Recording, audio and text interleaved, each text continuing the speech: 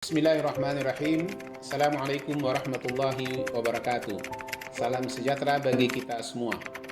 Sesuai dengan Permentan nomor 13 tahun 2023, BPTP Maluku Utara bertransformasi menjadi BSIP Maluku Utara.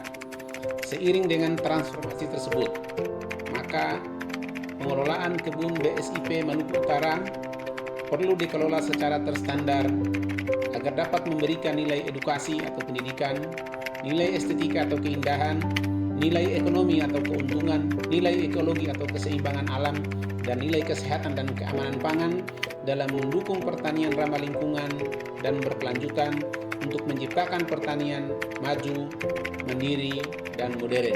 Oleh karena itu, penataan lahan dan peruntukan masing-masing komoditas tanaman yang dibudidayakan disesuaikan dengan kondisi agroekosistem lahan. Pada kebun tumpang sari kelapa bido dan pala grafting, untuk barisan kelapa bido dan pala grafting ditanami dengan kacang hijau.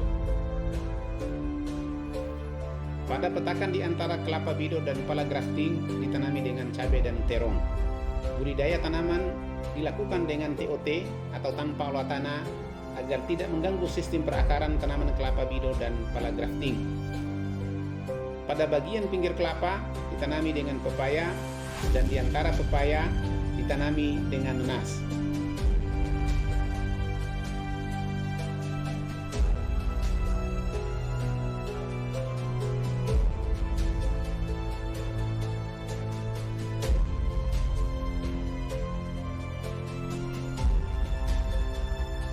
Lahan samping gudang ditanami dengan sayuran menjalar seperti mentimun, kacang hijau, gambas, dan paria yang ditumpang sarikan dengan tanaman yang berdaun seperti bayam, kangkung, sawi, pakcoy, dan kol.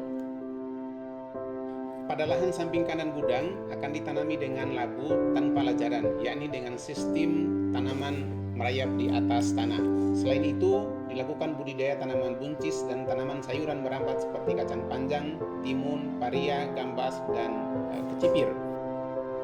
Pada lahan samping pos satpam ditanami dengan aneka sayuran tanaman daun seperti bayam, kangkung, pakcoy, sawi, kol, dan brokoli. Pada lahan belakang gudang dilakukan budidaya tumpang sari aneka tanaman pisang dan aneka ubi-ubian seperti ubi kayu, ubi jalar, dan talas. Untuk mendukung pertumbuhan dan hasil buah naga, dilakukan perbaikan tiang tanjat dan pemangkasan sudut. Pada lahan depan IKB ditanami dengan tanaman sayuran yang berbuah seperti tomat dan cabai. Pada lahan belakang IKB ditanami dengan sayuran menjalar seperti timun, kacang panjang, dan paria, serta ditumpang sarikan dengan tanaman aneka sayuran daun.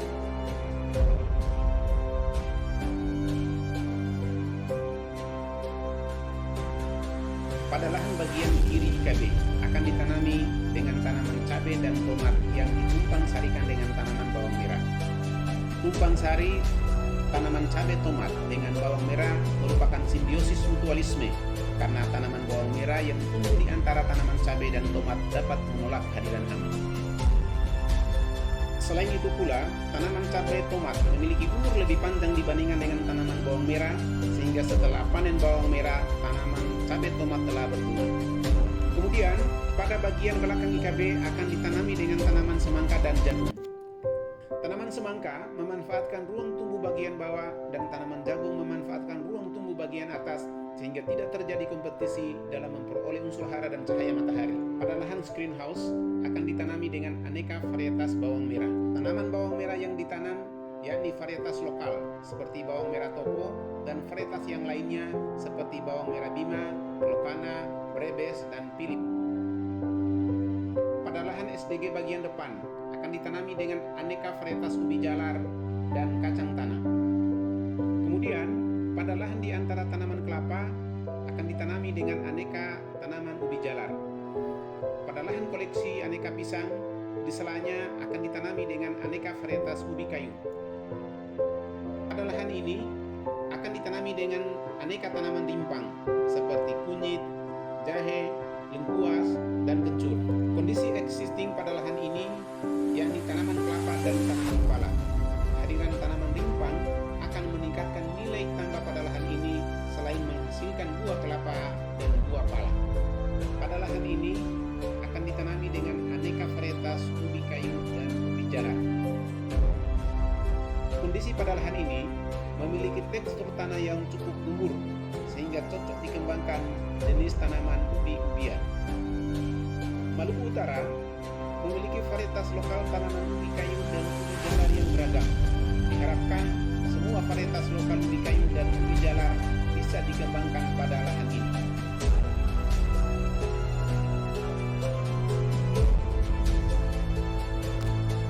Lahan ini ditanami dengan tanaman jagung muda dengan indeks pertanaman 600, yakni 6 kali tanam dan 6 kali panen dengan sistem relay planting atau tanam buntung, yakni 14 hari sebelum panen tanam jagung berikutnya sudah dilakukan. Limbah tanaman jagung akan dijadikan sebagai pakan ternak sapi dan selanjutnya kotoran sapi dijadikan sebagai pupuk organik lalu dikembalikan ke tanaman jagung. Pola tanam jagung seperti ini dapat meningkatkan hasil panen dalam setahun dan meminimalkan biaya produksi agar keuntungan petani dapat meningkat.